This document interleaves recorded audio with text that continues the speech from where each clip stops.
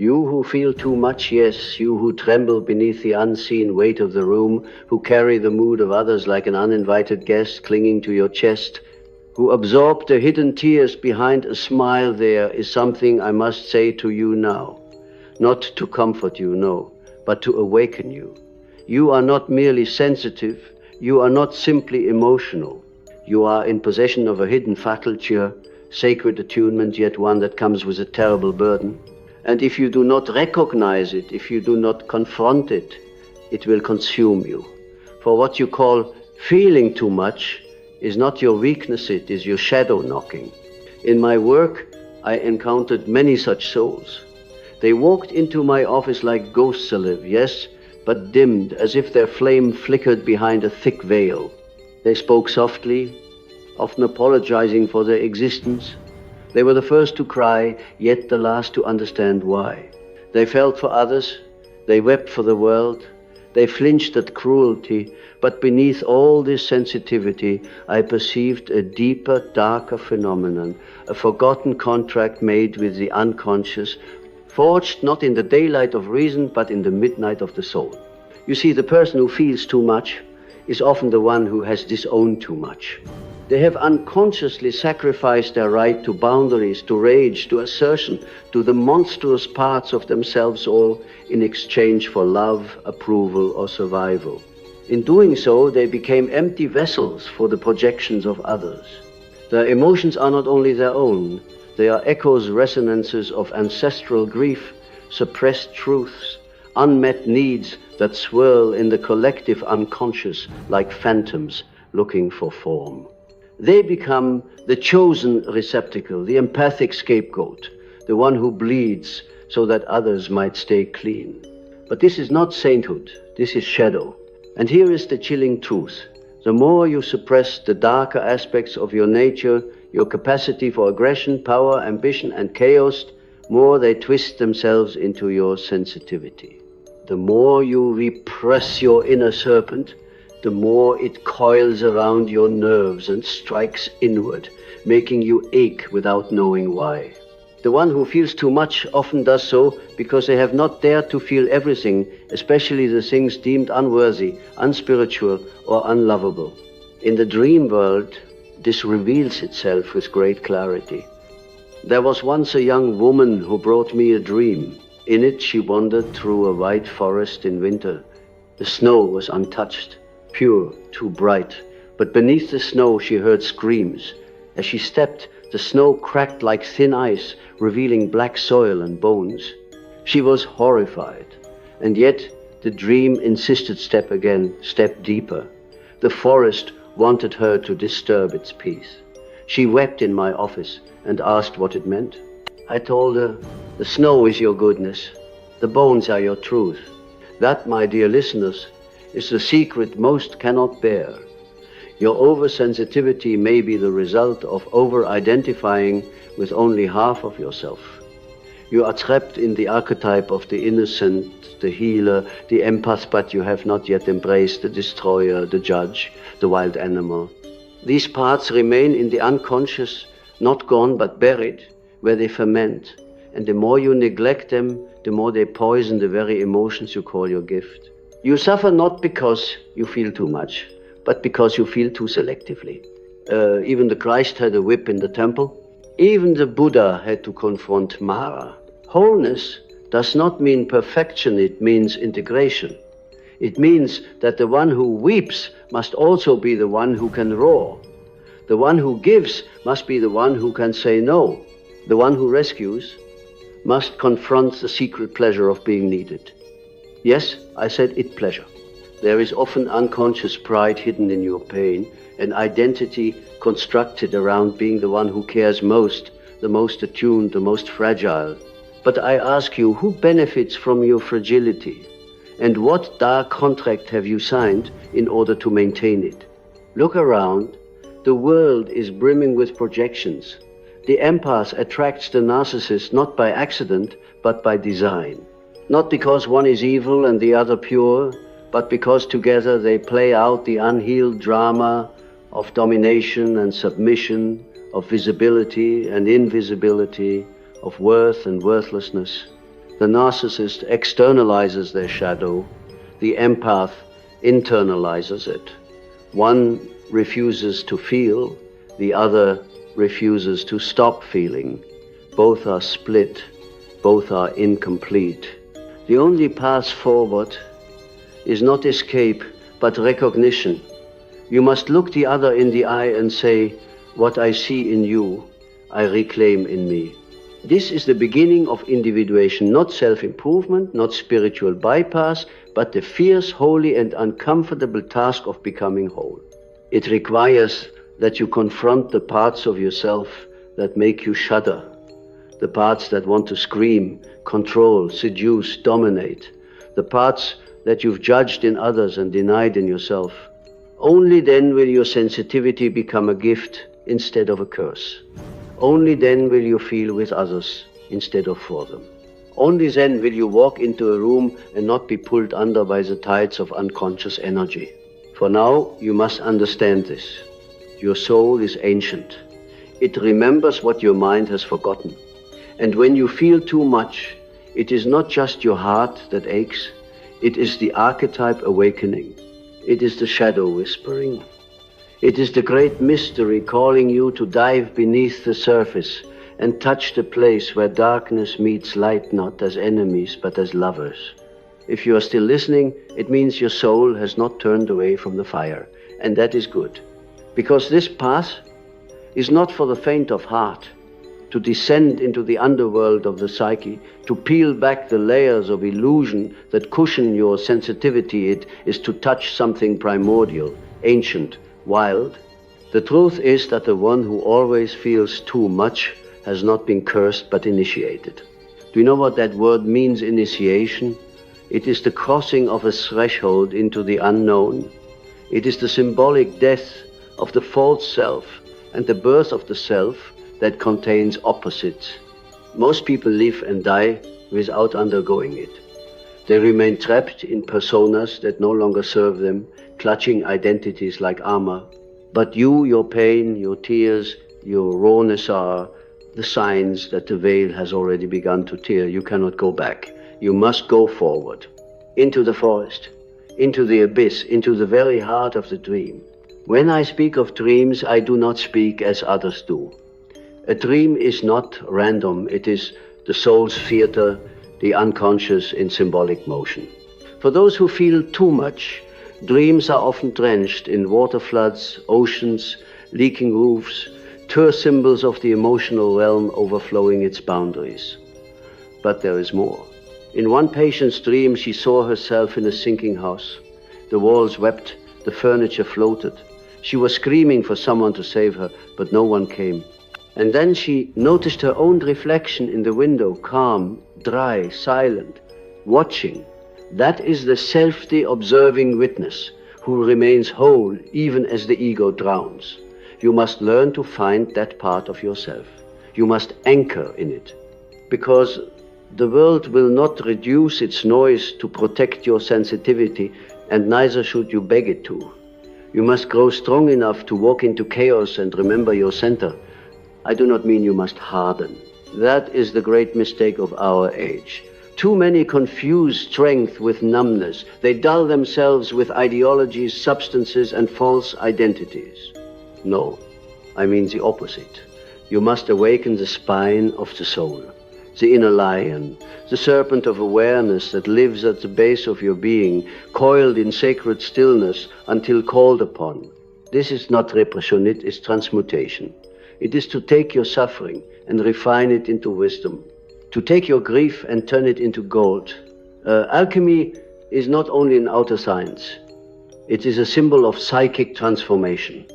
The nigredo, the blackening, is your depression, your confusion, your sense that you are too much for this world. But if you remain in it, if you resist the temptation to escape, to ascend prematurely, then slowly, something changes. You begin to see the patterns, you begin to find the voice behind the tears. And then, like dawn after a sleepless night, the albedo arrives, illumination, insight, a new inner clarity. But this clarity is not comfort. It is responsibility, because now you know that your feelings are not always facts, that your empathy can be a mask for avoidance, that your open heart, unless rooted in discernment, can be a gateway for psychic invasion. Yes, that is another chilling truth. The sensitive ones, the empaths, are often the most psychically porous. They unconsciously absorb the projections, traumas, and shadows of others. This is not virtue. This is vulnerability mistaken for love. So you must learn the art of psychic hygiene. You must learn to ask, is this mine? A simple question, but revolutionary. Many who feel too much are carrying burdens that do not belong to them, generational grief, unspoken family secrets, collective despair. The unconscious has no boundaries unless the ego sets them. Without conscious differentiation, you become a sponge, not a soul. This is why individuation matters. Not because it makes you better than others, but because it makes you whole unto yourself. Then, when you feel you are not overwhelmed, you are informed, you can stand in a storm and not dissolve. You can love without rescuing, listen without absorbing, hold space without losing yourself. I have often said that the privilege of a lifetime is to become who you truly are. But this is not a sentimental idea. It is a perilous journey, one that asks everything of you. It will ask you to leave behind the comfort of your wounds, to release the drama of being the most sensitive person in the room, to risk being seen in your fullness, not just your light, but your fire, your shadows, your depth. There is power in that. Not dominance, but sovereignty. Not control, but presence. When you enter a room in your fullness, the room changes, not because you demand it, but because you radiate a field of integration.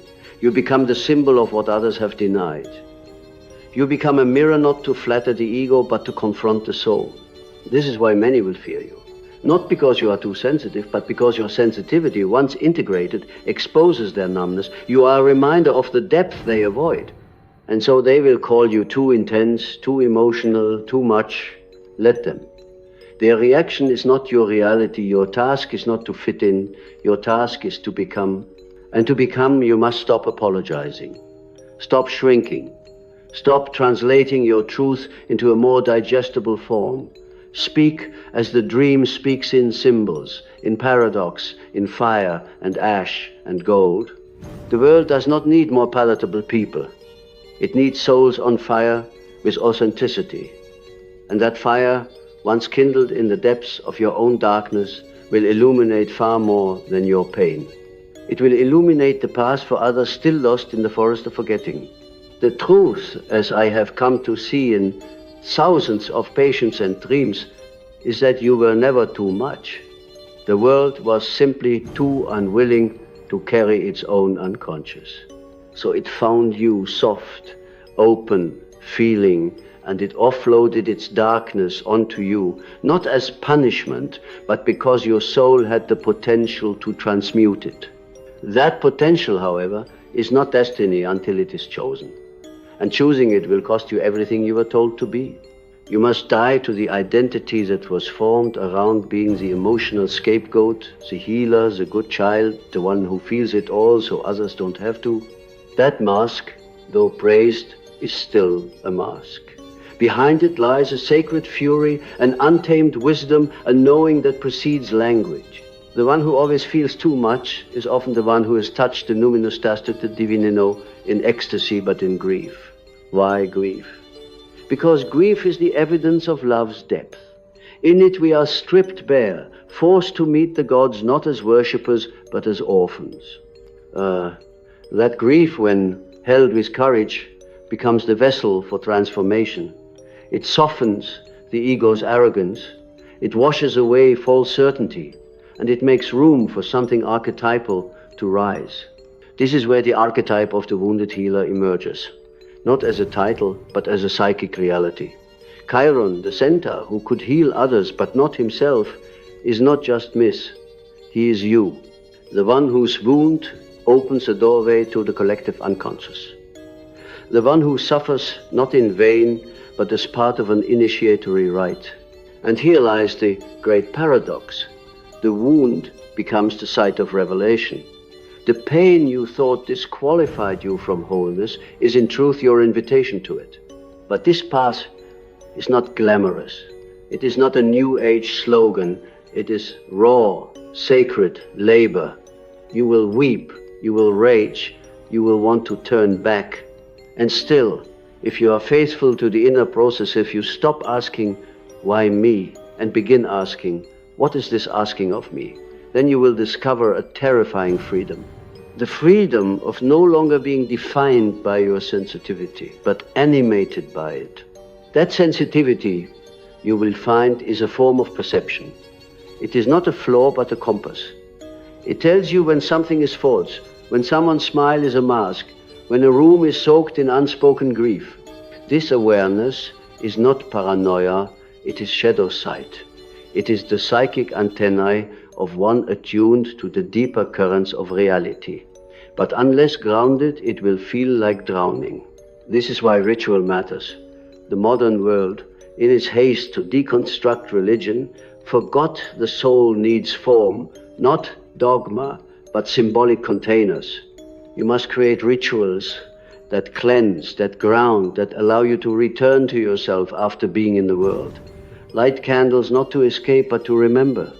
Write dreams not to interpret them clinically, but to commune with the unconscious.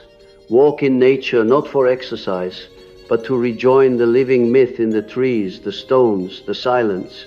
And in this return to ritual, you begin to reweave the severed threads. You realize that your emotions were never the enemy. It was the exile of your own symbolic language that caused the suffering. Emotions are messages, not all accurate, but all meaningful. They are the psyche's attempt to speak when the ego won't listen. And so you must listen not to indulge, but to interpret. You must become the translator of your own soul. There was a time when such translation was the task of the village shaman, the mystic, the poet. But in modernity, that task falls on each of us. We are all called in some form to be psycho-pomps guides between the conscious and unconscious realms, especially those who feel too much, because they are already halfway there. They are already standing at the threshold. But standing at the threshold is not the same as crossing it. To cross it, you must give up the idea that healing will make you comfortable. True healing often destabilizes before it liberates. It demands that you confront the ways you've made your pain a personality. It reveals how you've used your sensitivity to avoid boundaries, how you've mistaken merging for love. These revelations can shatter your self-image. Good, that image was a cage. Real empathy, mature empathy, does not mean leaking your energy into every wound you see. It means holding presence without dissolving. It means being a mirror, not a sponge. And it means, perhaps most frightening of all, being willing to disappoint others to remain true to yourself. Yes, you will be called selfish. Yes, some will leave. But what you gain is your soul.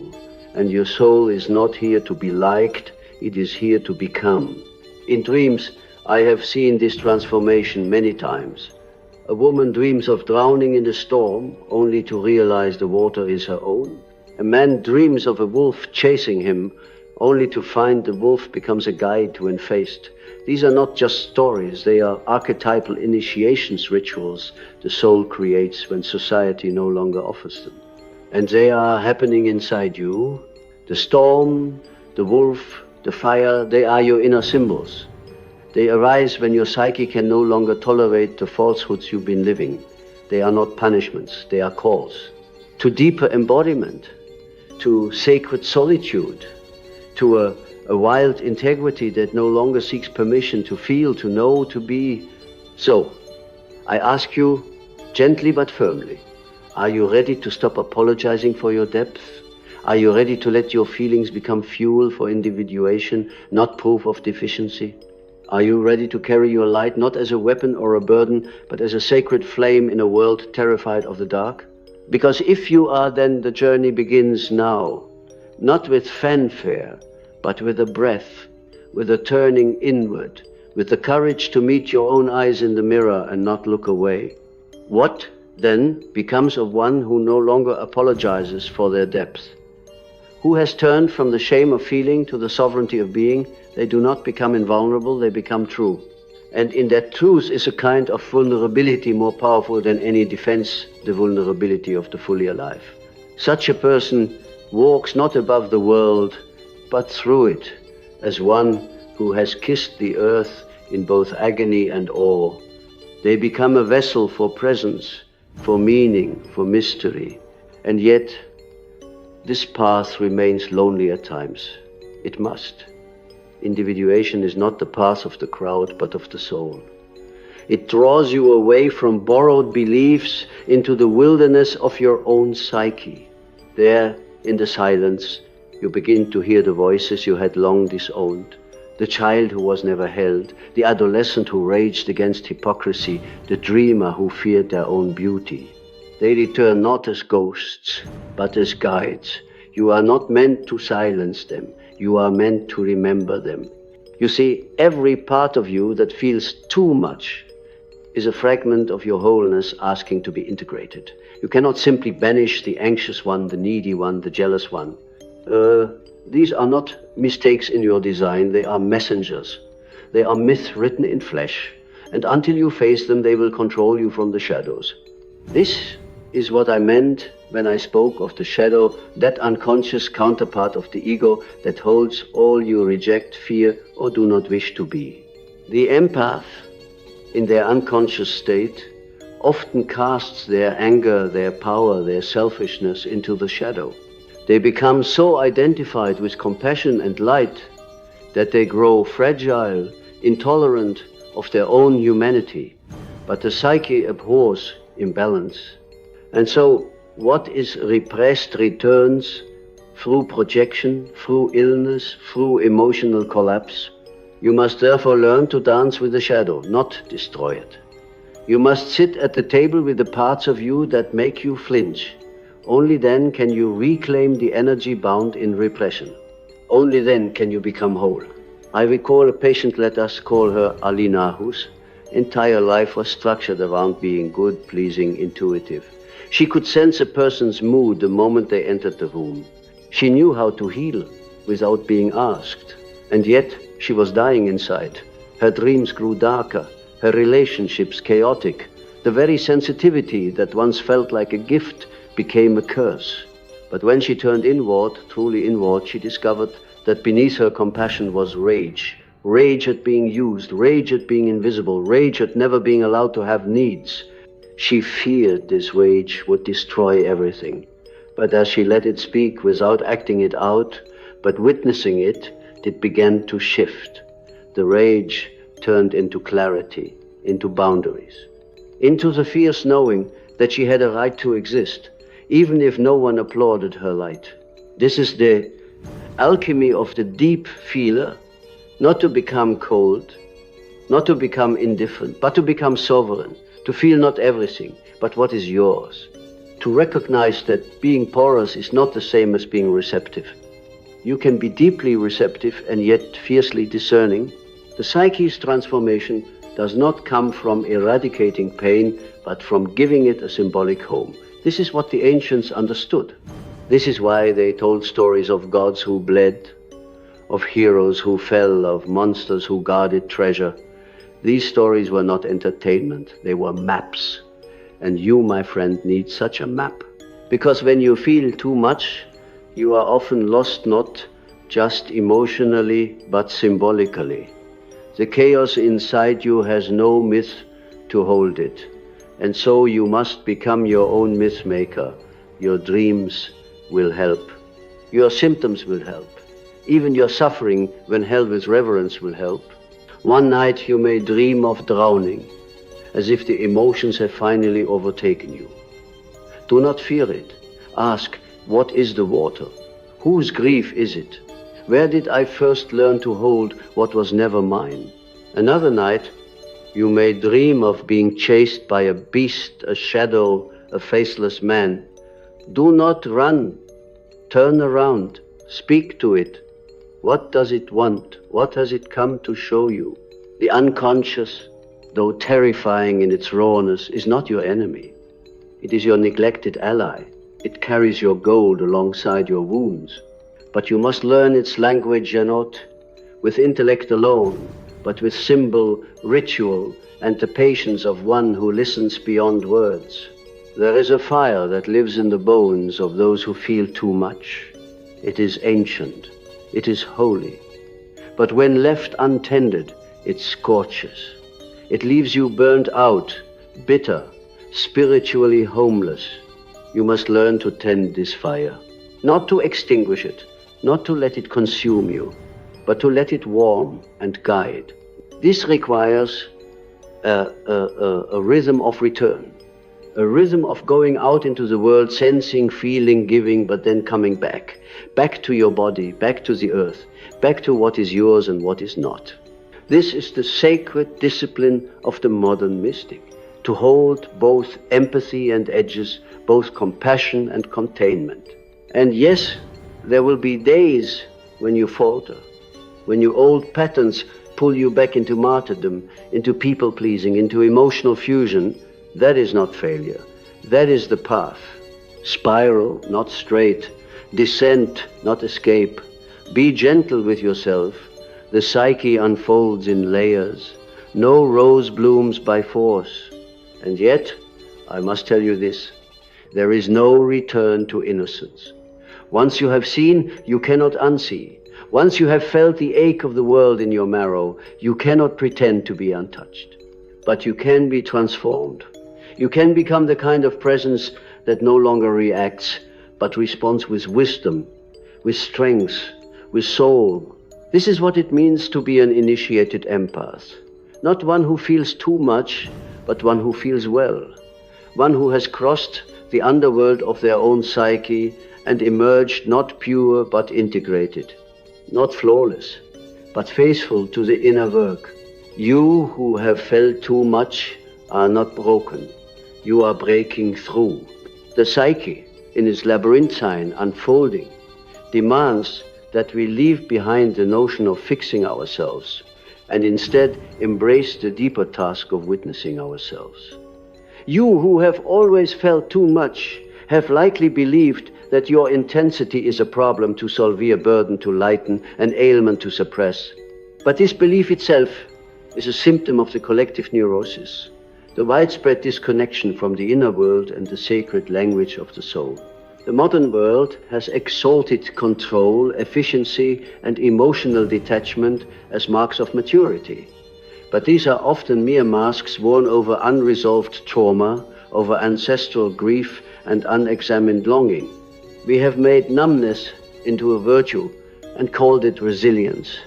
And so those who feel deeply, who sense the subtle energies in a room, who are moved to tears by music, who dream vividly and suffer quietly, are labeled as weak, as sensitive, as unstable.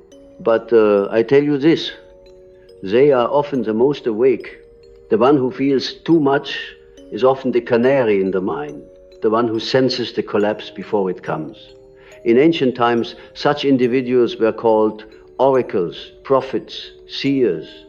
They were honored because they could hear what others could not bear to hear. But in our age of disenchanted rationalism, they are dismissed, medicated, pathologized. The world is not kind to those who carry the ache of forgotten truths. And so I say to you, if you have spent your life feeling out of place, overwhelmed by the suffering around you, unable to fit into the mechanical rhythm of a world obsessed with appearance, perhaps you were never meant to conform to it. Perhaps your emotional resonance is not a dysfunction, but an invitation. An invitation to descend deeper, to remember what has been exiled in the name of order. For the soul speaks not in logic, but in paradox. It does not offer clarity, it offers depth. And in that depth you will find not easy answers, but real ones. You may find that your tears are prayers your ego does not yet understand. That your restlessness is a message from your unlived life. That your fatigue is not laziness, but a soul tired of pretending. You may even come to see that your overwhelm is a rite of passage, burning away of the false self that was never yours to carry. There is, buried within you, a self that has not yet been fully born. I have called it the self, not the ego, not the persona, but the totality of who you are and who you are becoming. It includes your shadows and your light, your wounds and your wisdom, your terror and your tenderness. The journey of individuation, the path to the self, does not lead you away from your emotions. It leads you through them, and you must learn to distinguish between true feeling and emotional possession.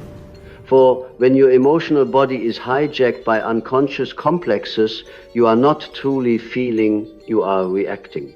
A woman raised to feel responsible for everyone's happiness may confuse anxiety with compassion. A man taught to repress grief may mistake rage for strength. These are not true emotions, they are masks worn by deeper wounds. To feel truthfully, you must become conscious of your inner landscape, conscious of the symbolic meanings behind your moods, conscious of how your history colors your perception. This is not easy work. It is not glamorous. It will not be rewarded by the outer world, but it is sacred. It is the foundation of authentic living. The world needs more people who are inwardly awake, not just informed but transformed, not just reactive but reflective, not just empathetic but embodied. To feel is not enough. You must also be rooted. Otherwise, your empathy will collapse into enmeshment, your love will devolve into self-sacrifice, your dreams will become escapes instead of doorways. I ask you now to recall a dream, a real one, or an imagined one where you stood before a body of water. Perhaps it was a deep lake, a stormy ocean, or a still pond. That water is your feeling life. And your relationship to it, whether you jumped in, feared it, danced along its edges, or were pulled beneath, reveals how you relate to your own depths.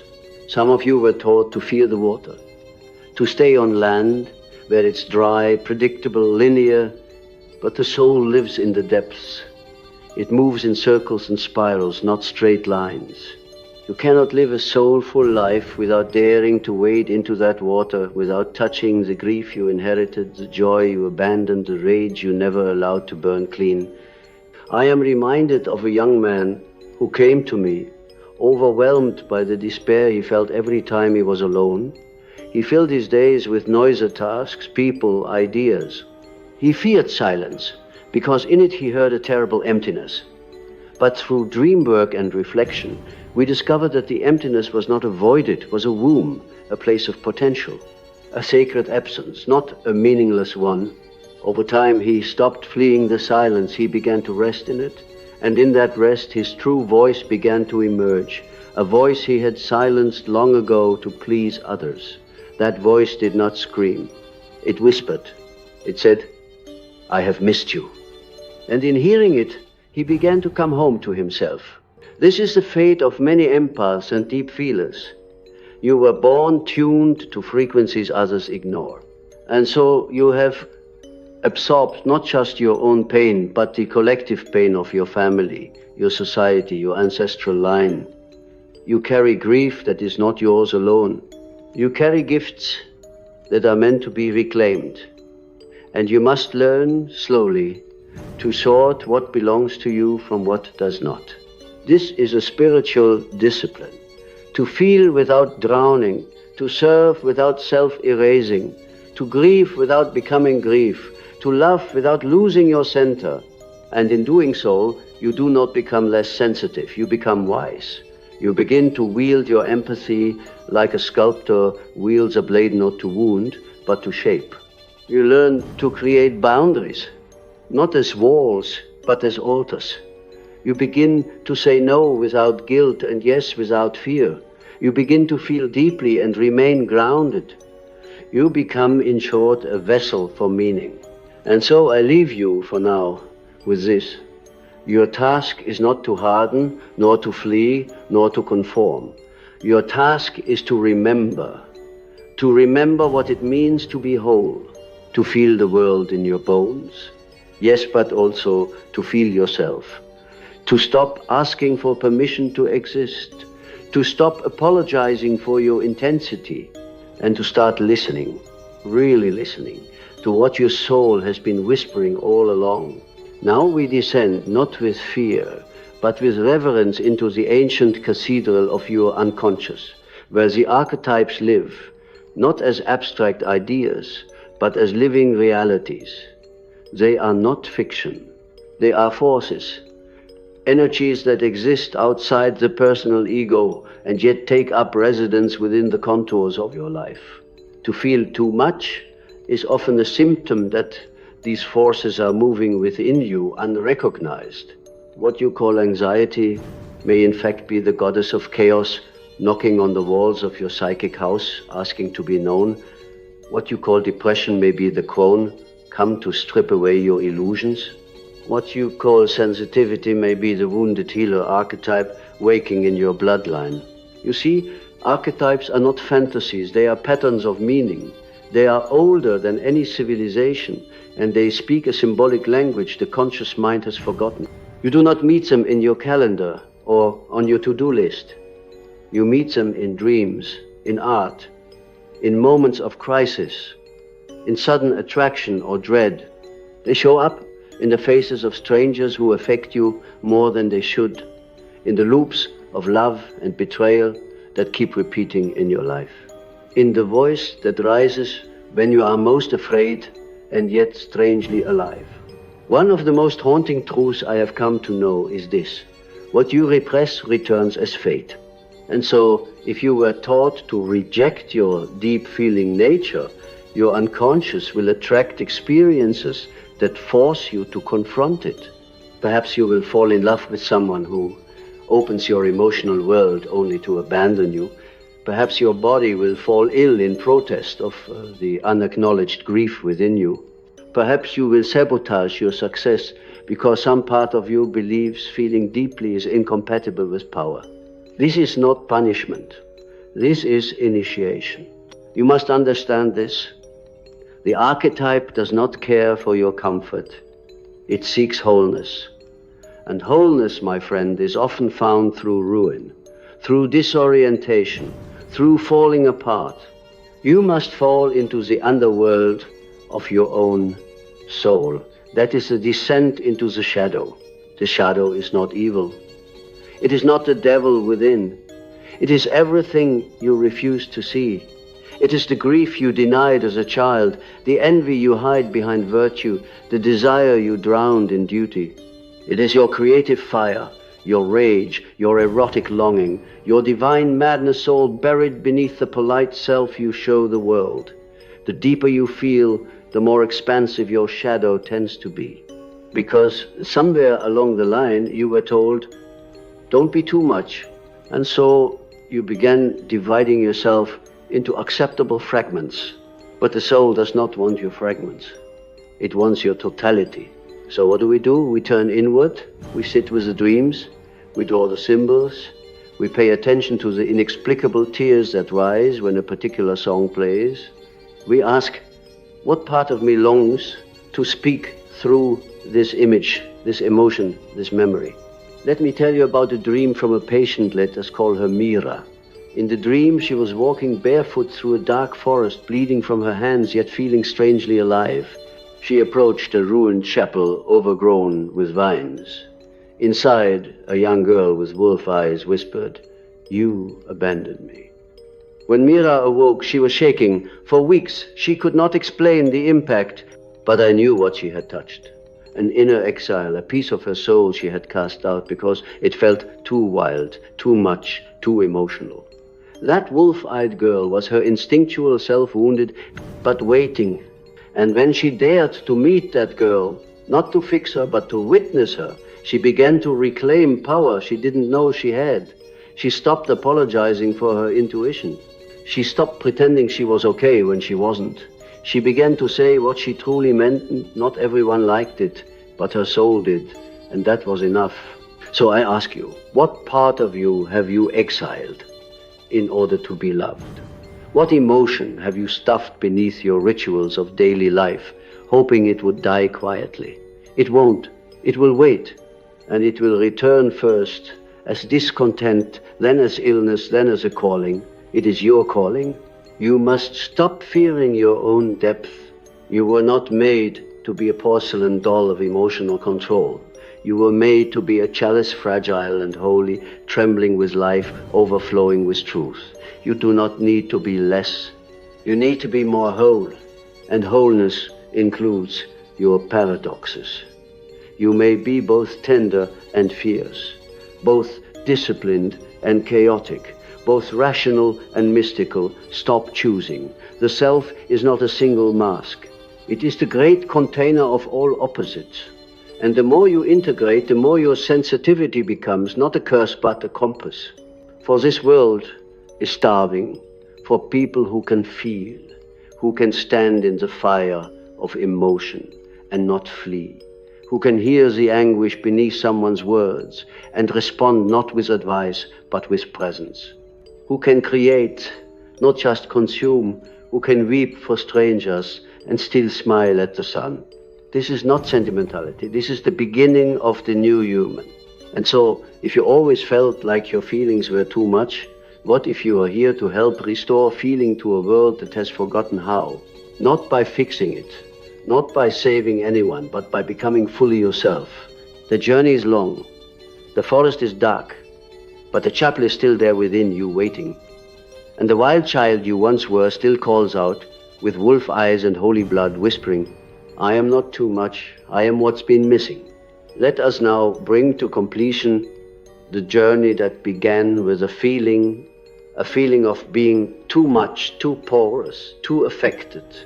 Let us see it for what it truly is. Not a flaw in your nature, but a summoning from the depths. A reminder that your soul did not come here to skim the surface of life. You came here to drown, yes, to drown in meaning, to be overwhelmed, to surrender your illusion of control and enter the great mystery. But mystery does not mean chaos. Mystery is not the enemy of structure. Mystery is the womb of all form. You have felt too much because you were not meant to be confined to one mask, one archetype, one identity. The old personality, the one shaped by social adaptation, was never wide enough to contain the entire sky of your being. It is not that you are too much. It is that the world has grown too narrow. The self, the center that transcends the ego, has always been calling you not upward, but inward, into the realm where logic breaks down and symbols take the place of facts, where images speak truths that cannot be explained, only experienced. This is the language of the dream, of myth, of poetry. And to understand yourself fully, you must become fluent in this symbolic tongue. Let me tell you a final story.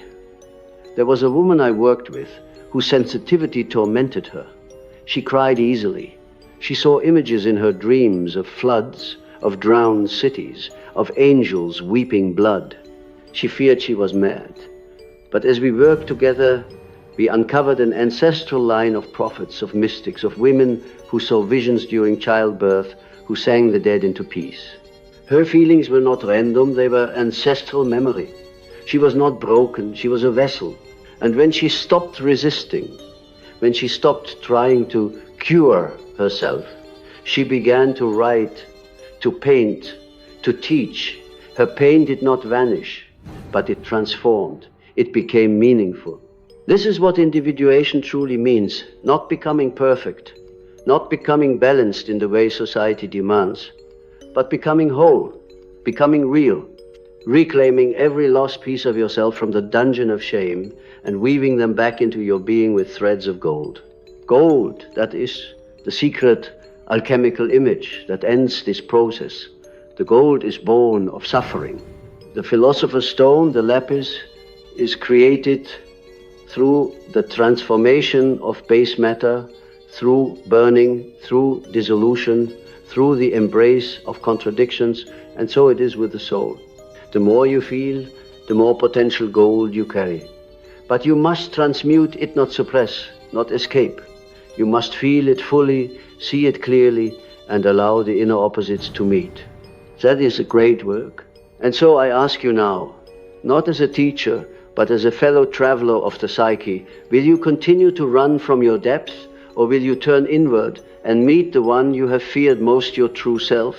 If you feel too much, then perhaps you were never meant to live on the surface. Perhaps you are here to dive, to dream, to descend, to retrieve something sacred for a culture that has forgotten the soul. Perhaps you are a carrier of the ancient fire, the one that cannot be extinguished, only buried. And now is the time of unearthing. Let the world say you are too much. Let them look away from your tears, your visions, your trembling hands. Do not harden, do not shrink, do not become what they prefer.